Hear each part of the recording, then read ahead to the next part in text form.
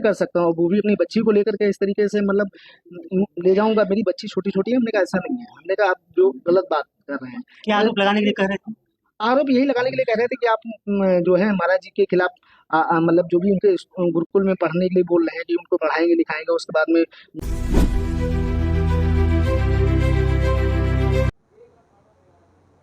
दोस्तों नमस्कार, मैं उमेश गौतम, समग्र प्रदेश समाचार से।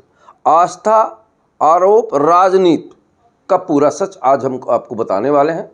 स्वामी अभिमुक्तेश्वरानंद के ऊपर उत्तर प्रदेश सरकार और न्यायालय ने पास्को एक्ट के तहत मुकदमा दर्ज करने के लिए कहा है। मुकदमा दर्ज होना ये नहीं है कि आरोप सिद्ध हुए हैं, जांच पे रखा गया है और जांच पे सिद्ध होने के बाद ही ये बात आएगी।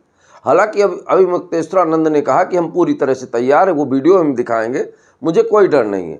उसके बाद उसके पहले भी एक वीडियो आया है, वो वीडियो दिखाएंगे पहले, लेकिन ये पहले पूरी बात सुन लीजिए। आरोप और कानून की स्थिति जानना जरूरी है। सबसे पहले तो समझाना आवश्यक है कि मामला दर्ज होना आरोप नहीं है। भारतीय कानून के अनुसार मामला दर्ज होगा, जांच होगी, जांच सिद्ध के बाद ये आरोप माना जाएगा। वैसे भी वर्तमान सरकार स्वामी अभिमुक्तेश्वरानंद से परेशान की वजह से ऐसा लग रहा है, लोगों का सोशल मीडिया और प्रिंट मीडिया सूत्रों की माने तो यहाँ तक कहा जा रहा है कि ये हमेशा सरकार के विपक्ष में बात करते आए हैं। पर हम आपको एक बात बता दें कि ये ऐसे संत हैं जिन्होंने देश के लिए हमेशा लड़ाई तत्परता के साथ लड़ी है। ये अक्सर देश को गौ माता घोषित करने की बात करते थे और यहाँ तक कहते थे कि अगर ये हिंदुओं की सरकार है तो गौ माता को नहीं कटना चाहिए। और ज़्यादातर गौ माता वर्तमान सरकार के टाइम में ही गौ मांस का निर्यात हो रहा है। इसी तरह ये तीर्थ यात्रा में स्नान करने गए तो इनको रोका गया। बात ये कहा जाए तो अतिशयोक्ति नहीं होगी कि सत्ता के समर्थन में इनके अभिवादन कम आते थे, राष्ट्र और देश और धर्म के समर्थन में इनके अभिवादन ज़्यादा आते थे। और ये बात शायद सत्ता को नागवार गुजरी, ऐसा लोगों को कहना है। और उसी के साथ साथ आपको बता दें कि 2008 में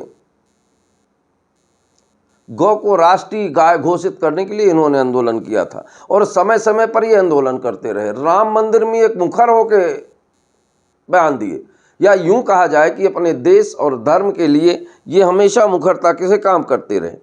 अब समाज में कुछ विचारणीय प्रश्न हैं। उन विचारणीय प्रश्नों में क्या हम आरोप लगाते हैं तो क्या ये सच है? खबर तो यहाँ तक है, सूत्रों की माने तो, कि इनको फंसाने के लिए ये कार्रवाई की गई है। वहीं आज एक वीडियो आया है, वो वीडियो इस बात को पुष्टि करता है कि शायद फंसाने का दौर चला था। वो वीडियो भी आपको दिखाएंगे।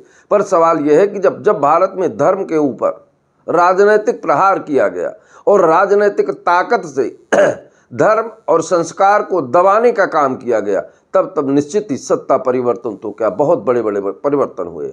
अब सत्ता के सरकार पे बैठे जो लोग हैं उनको हमेशा हिंदुत्व के नाम पर सत्ता पे आए और हिंदुत्व की बात करते रहे। पर वर्तमान में कुछ आंकड़े ऐसे बदल रहे हैं कि जो भी दाव खेलते हैं वो जरा ठीक नहीं पड़ रहे। आइए हम वो वीडियो दिखाएंगे, जो आज एक नया वीडियो आया है वो भी हम आपको दिखा रहे हैं। कर सकता हूँ। वो भी अपनी बच्ची को लेकर के इस तरीके से मतलब ले जाऊंगा। मेरी बच्ची छोटी छोटी है। हमने कहा ऐसा नहीं है। हमने कहा आप जो गलत बात कर रहे हैं। क्या आरोप लगाने के लिए कह रहे थे? आरोप यही लगाने के लिए कह रहे थे कि आप जो है महाराज जी के खिलाफ मतलब जो भी उनके गुरुकुल में पढ़ने के लिए बोल रहे हैं कि उनको पढ़ाएंगे लिखाएंगे, उसके बाद में उन बच्चों का हरेसमेंट करते हैं, ऐसे करके आरोप लगाने के लिए उन्होंने बोला। तो आपकी तो बेटियां हैं, यहाँ तो बेटे पढ़ते हैं। नहीं, उन्होंने कहा कि आश्रम में जाते थे, मतलब दूसरी जगह पढ़ाने, क्योंकि आश्रम में बेटियां हैं। उन्होंने कहा मतलब आश्रम में जाते हैं, आश्रम पढ़ाएंगे लिखाएंगे, मतलब इनको यहाँ दंडी सन्यासी परिवार होने के नाते चूंकि आपके पिताजी नहीं है इसलिए हम मदद कर रहे हैं, ऐसा कहना।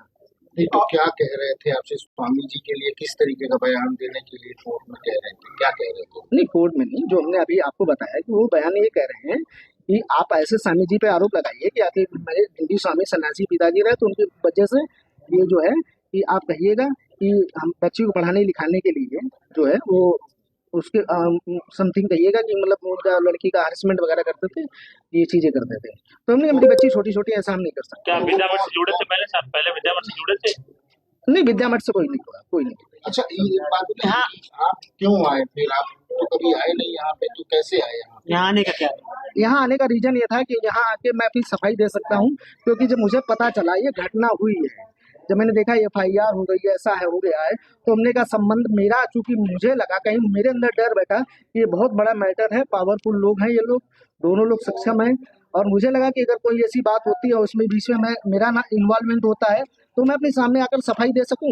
मेरा यही था कि मेरा कोई मतलब नहीं किसी प्रकार से, कोई मैं जानता भी नहीं, कोई मतलब भी नहीं कोई मेरा। धमकी भी मिली आपको? हाँ, तो उन्होंने कहा था कि हमसे कि मतलब जानते तो हैं आप मेरा क्या है, तो तो ये आशुतोष जो जो है वो क्या वही आशुतोष ब्रह्मचारी है?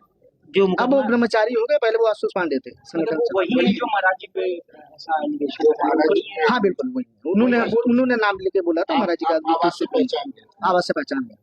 आपके पिताजी दंडी स्वामी, उनका परिचय जानना चाहेंगे और आपका शुभ परिचय जानना चाहेंगे, कहाँ से हैं वो तो जानना चाहेंगे। नाम नहीं, वो दंडी स्वामी मतलब जो है उनका वो परिचय दंडी स्वामी जो जिस तरीके से होते हैं वही है, वो मतलब राजस्थान ज्यादा रहे। आप पत्रकार भी? जी मैं पत्रकार हूँ। हाँ, टीवी पत्रकार। कहाँ के रहने वाले हैं? मैं मूलतः रहने वाला, हम इतना ज्यादा ठीक है, मुनासिब नहीं समझता हूँ। ठीक। हटवा लो, ऐसी जरूरत नहीं है हमारे ऊपर। अगर कोई आक्षेप है तो हम भी उसका सामना करेंगे।